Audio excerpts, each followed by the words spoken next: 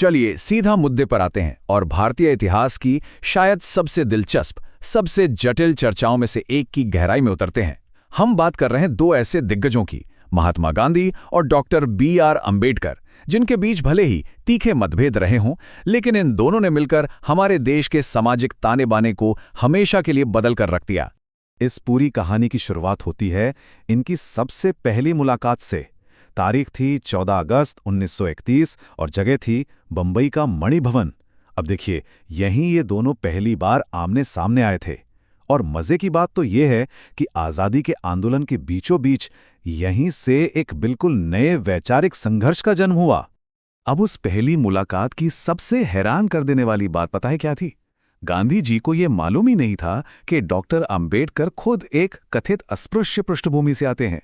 जी हां, गांधी जी ने तो बस ये मान लिया था कि भाई विदेश से PhD करके लौटा ये आधुनिक नौजवान अपनी ही तरह का कोई उच्च जातीय ब्राह्मण समाज सुधारक है। उन्हें लगा कि ये शख्स तो भारतीय समाज को पूरी तरह से यूरोपीय चश्मे से देख रहा है। जरा सोचिए, शुरुआत में ही इन दोनों के बीच पहचान और समझ का कितना बड़ा फासला था। तो आज के हमारे इस विश्लेषण में हम इन्हीं वैचारिक युद्ध क्षेत्रों को निष्पक्षता से समझेंगे। हम उनकी पहली मुलाकात से लेकर विचारों के टकराव, हरिजन विवाद, गांव बनाम शहर की बहस, समाज बनाम संविधान की लड़ाई और अंत में उनकी एक पूरक विरासत पर नजर डालेंगे। पहली मुलाकात और इस पूरे घटनाक्रम की टाइमलाइन को देखते हैं और समझते हैं कि कैसे तीन बेहद उथल-पुथल वाले दशकों में इन दोनों महापुरुषों के रास्ते एक दूसरे से टकराए। तो सफ़र शुरू होता है 1931 की उस पहली अजीब सी मुलाकात से। फिर आता है 1935 का वो साल जब आम्बेडकर ने हिंदू धर्म छोड़ने की ऐतिहासिक घोषणा करके सबको चौंका दिया था। इसके बाद एक बेहद भावुक पल आता है 1948 में गांधी जी की हत्या का। आपको शायद पता ना हो, लेकिन चश्मदीदों के मुताबिक उस घटना स्थल पर सबसे पहले पहुंचने वालों में आम्बेडकर भी शामिल थे। और फिर अंत में 1955 का वो मशहूर BBC इंटरव्यू, जहां उन्होंने गांधी जी की राजनीतिक विरासत की काफ़ी तीखी आलोचना की थी। ये सारे पड़ाव दिखाते हैं कि उनका रिश्ता कितना गहरा और बहुआयामी था। अब आगे बढ़ते हैं और उनके मुख्य वैचारिक टकराव को समझते हैं। खासकर धर्म और उसमें सुधार को लेकर उनके नजरिए एक दूसरे से बिल्कुल विपरीत थे। इस विरोधाभास को समझना बहुत जरूरी है। देखिए, एक तरफ गांधी जी का मानना था कि अस्पृश्यता के दाग को मिटाकर हिंदू धर्म को शुद्ध किया जाना चाहिए। वो सनातनी हिंदू थे और धर्म के भीतर ही रहकर सुधार चाहते थे। लेकिन वहीं दूसरी तरफ डॉक्टर आम्बेडकर की सोच एकदम अलग थी। उनका पक्का विश्वास था कि अगर दलितों को समाज में बराबरी का हक चाहिए तो उन्हें इस मौजूदा धर्म को पूरी तरह से नकार कर एक नई आस्था को अपनाना ही पड़ेगा। अब इस वैचारिक लड़ाई के बीच एक बहुत ही मानवीय पहलू भी है।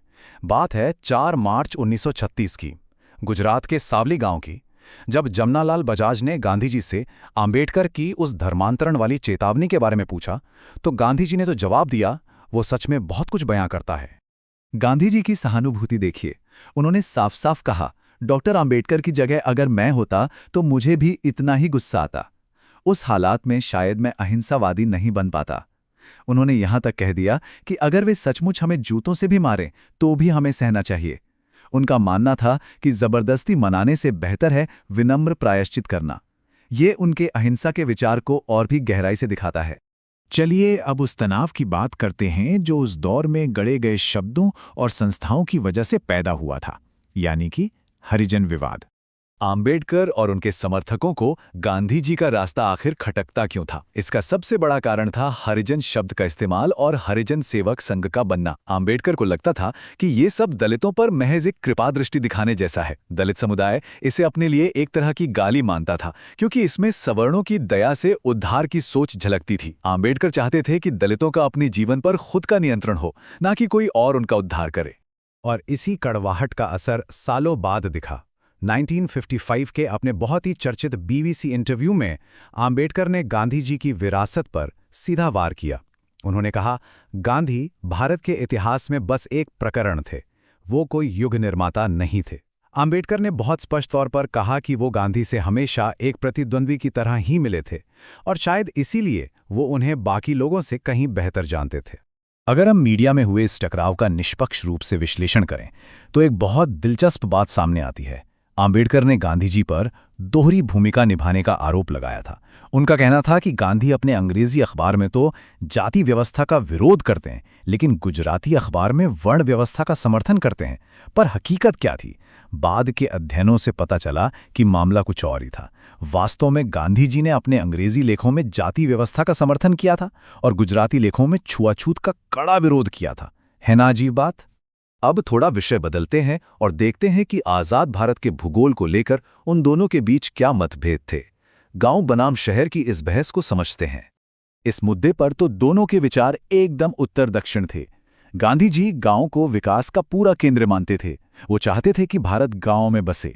लेकिन अंबेडकर, उनका मानना था कि भारतीय गांव में छुआछूत और जातिवाद की जड़ें बहुत गहरी हैं। इसलिए उन्होंने लोगों से जोरदार अपील की कि वो गांव छोड़कर तेजी से शहरों की तरफ निकल पड़ें, जहां उन्हें एक नई पहचान मिल सके। अब हम पहुंचते हैं उनके शायद सबसे बड़े और अंतिम वैचारिक टकराव पर कि समाज में न्याय लागू करने की असली ताकत किसके हाथों में होनी चाहिए, समाज के या संविधान के। गांधी जी को पूरा भरोसा था हृदय परिवर्तन और सत्याग्रह पर। वो चाहते थे कि सत्ता राज्य के पास न होकर सीधे समाज और गांव के हाथों में हो। लेकिन अंबेडकर ने सत्याग्रह के विचार को ये कहकर सिरे से खारिज कर दिया कि भाई जाति प्रथा से सवर्णों को भौतिक फायदा मिलता है, इसलिए उनका हृदय परिवर्तन तो कभी हो ही नहीं सकता। अंबेडकर को समाज पर नहीं बल्कि एक बेहद मजबूत संविधान पर भरोसा था जो कानूनी तौर पर न्याय दिला सके। तो अगर हम इन दोनों के नजरियों को आमने सामने रखकर देखें तो तस्वीर एकदम साफ हो जाती है। सुधार का तरीका: गांधी जी के लिए धर्म की शुद्धि, अंबेडकर के लिए धर्म परिवर्तन।